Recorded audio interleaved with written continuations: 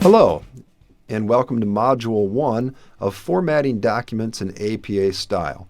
As was the case in the introduction, I'm Professor Steve Moore, and I'll be handling this particular module. Today I'd like to talk about APA page layout. And what this means is that we'll just be looking at how you actually format the page in APA Style, the way it looks, the various headings and the various subheadings. We will not be talking about in-text citations, nor will we be talking about the reference page other than the way it actually looks. Not how to lay it out, not particular types of publications, just the page layout. So let's continue. On this slide, we see the first page of an APA formatted paper, typical of an undergraduate level research paper. A couple of things to point out before we get going.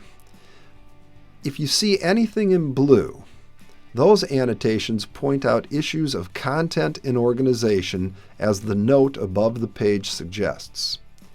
Annotations in red point out APA format issues, and this color coding will continue all the way through our example paper. Again, blue annotations point out issues of content and organization, whereas red annotations point out APA format issues. So here on page 1, starting from the top and working our way down, and starting from the upper left, you see running head. Literally type that in, the words running head followed by a colon, followed by the title of the paper. Now this is a brief title. Notice that it's Secret of Savant, not including the definite article the, as in the main title that you see centered below on the same page. Notice also you have off to the upper right the page number. In APA, it just hangs there by itself in the upper right corner.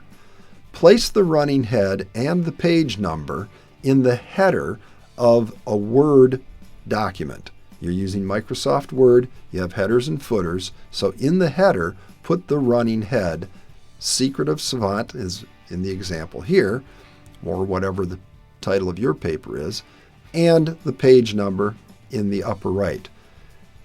This is not an APA issue, this is a Word issue, but remember, set the page number in Word from the command to set the page number. Do not type in the number 1. Why? Because everything that you type in to Word in a header or a footer automatically appears on every page. So if you type a 1, every page will be page 1. Rather than typing in 1, click the page number icon and let the computer do the page numbering for you. Let's move down to the middle of the page. Here you have, and you'll notice that it is midway down on the page and centered. Not left justified, not right justified, but centered. You have the full title, in this case, The Secret of the Savant. You have your name on the line underneath that, and you have the institutional affiliation. So in this case, it would be Hunter College of the City University of New York. However, in your case, it would be Terrace State Community College. My name is Steve Moore. Let's say I wrote this paper. It would say on the first line, The Secret of the Savant. The next line, Steve Moore. The next line, Terrace State Community College. Notice also that everything is double-spaced. Again, this is going to be a Word issue, not an APA issue. Before you type anything in Word, set your line spacing to double space. Then you won't have to do it at all for the rest of the paper. Also in Word, remove the space after a paragraph. The default in Word is to give you an extra space for every time you create a new paragraph. You don't want that. You want the whole paper to just be double-spaced throughout, so turn that button off. In other words, eliminate the extra space after a paragraph, and then set your line spacing to double space. Let's move on to the next page, and that will be the abstract page. You'll notice that your running head continues, although on page 2 and all subsequent pages, the words running head do not appear. Just the abbreviated title, Secret of Savant in this case, or in your case, whatever the title happens to be of your paper. You'll notice the page number in the upper right. You'll notice that the heading Abstract is centered. You want to center that, and you'll also notice that everything is just simply double-spaced throughout, and you already took care of that before you typed in one word in Microsoft Word. You set your formatting to double space. The abstract itself is a very, very brief summary. It's not a complete summary as you learned how to write, for example, in English 1020 or English 1050. It is a very brief summary. You'll notice that APA calls for somewhere in the vicinity of 100 to 200 words for an abstract. In typical double-space, size 12 font in Microsoft Word on an 8.5 by 11 sheet of paper, that 100 to 200 words will indicate something less than one full page. If you find that your abstract is pushing over onto another page, edit it. Reduce content, get it down to the bare bones details, just the important material. You'll also notice in the blue box underneath the length, red box, that passive voice is common in APA, and that's just fine to do. Looking down, you'll see that the last sentence is actually the summary of the findings. When you're doing a research paper, you're probably integrating multiple sources. You want to summarize what you arrive at from those multiple sources. In short, this is your thesis, and that's where it goes, at the very end of the abstract. Now let's take a look at the next page. Here you're on to the first actual page of text. Notice that in the header, the running head is still present. That is the abbreviated title in the upper left. You see the page number in the upper right, and the full title centered right below that. The full title is not in the header. That would be actually the first line of the actual text of the paper. Once you include the full title, click down to the beginning of your first paragraph and reset your formatting so that the text is justified left. You'll notice that the text is not centered itself, just the title and subtitles. The text itself, the sentences, are left justified. So let's look down the left margin. The title is centered. It's not bold or underlined, just capitalized in normal capitalization style. So the title is centered, but it's not bolded or underlined. Notice that the margins, left margin is 1 inch. Your standard default margins in Microsoft Word are just fine. You won't need to change those, so just start typing. In the blue box, area of research and hypotheses, at the end of that little introductory paragraph. Your main headings below that will be bolded and centered. Main headings are bolded and centered, and in this example, it's background review of the literature. That's your first main heading, the first part of an APA formatted paper. Subheadings are bold, but they are left justified, and also that's called flush left.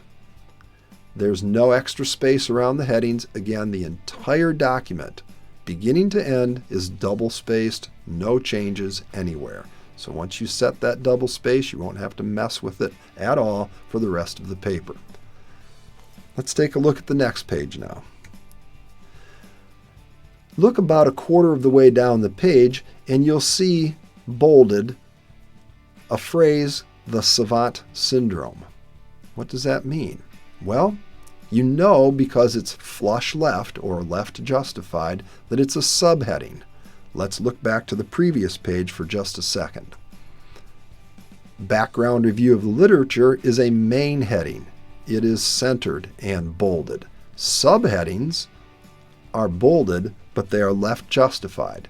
So we know by the fact that the Savant Syndrome is bold and left justified, it's not a main heading, it's a subheading. Same thing when we look down about 3/4 of the way down the page. We see theories of development of the syndrome.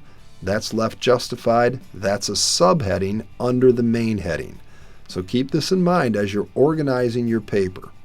You've got main headings. Those are APA required parts of a paper, are centered and bolded.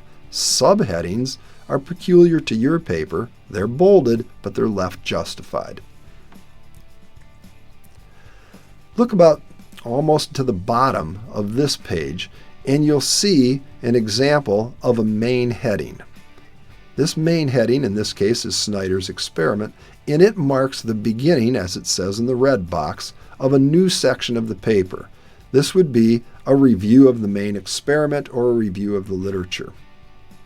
It's bolded and it's centered, therefore it's a new part of the paper, a new main heading for a new part of the paper. Let's take a look at the next slide.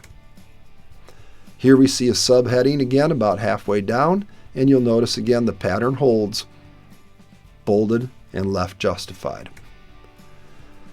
At the beginning of this page, right at the top, you see how to insert a diagram. Notice that it's just inserted in the text box. You'll call it a figure. If it's the first one, it's figure 1. All subsequent figures would be numbered accordingly, figure 2, figure 3, and in future modules we'll get into how to set those up for in-text citation. We need not concern ourselves with that here. The next subheading, results of the experiment, continues of course because it is a subheading of the experiment that this particular writer is reviewing. Hence, its left justification over to the left margin and its boldface. Here we have other figures, and you'll notice how they're inserted. Simple text boxes. The running head is still in the upper left, page number still in the upper right. The author of this paper has just inserted the figures as they relate to the text that she's writing. Now we get towards the end of the paper, and again, the running head is still in the upper left, the page number is still in the upper right, and you'll notice about 1/3 of the way down, conclusion. That's a main heading. It is required in APA. You have to have a conclusion, and it has to be identified as such.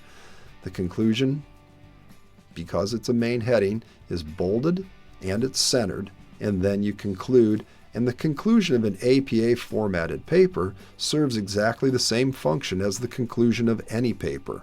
Summarizes what you've done, restates your main points, and restates your thesis. Now we get to the references page. You'll see the running head still on the left. That's in the header, so it's going to appear on every page, remember. Page number still in the upper right, and a couple of things you want to pay attention to here. Again, the pattern of double spacing holds throughout even the references page. You'll notice that references is not bolded. It's simple standard text, but it is centered. So the references page begins with the word references, centered but not bolded, and then you get to the alphabetical listing by author's last name of the sources that you referenced for this particular paper. That concludes our Module 1 on formatting documents in APA style, specifically with APA page layout. Our next module, Module 2, will be how to cite sources in the text itself. In other words, in-text citation. Thank you, and I hope you've enjoyed the program.